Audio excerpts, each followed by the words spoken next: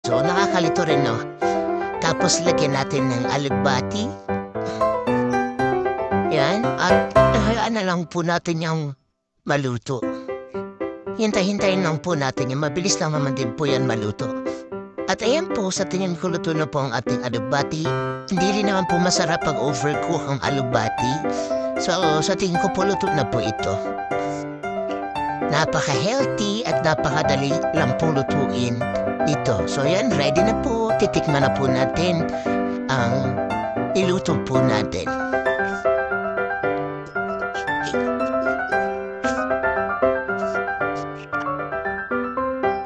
So guys, kung nagustuhan niyo po ang video na ito, don't forget to like. At kung hindi ka pa po nakakapag-subscribe, please subscribe.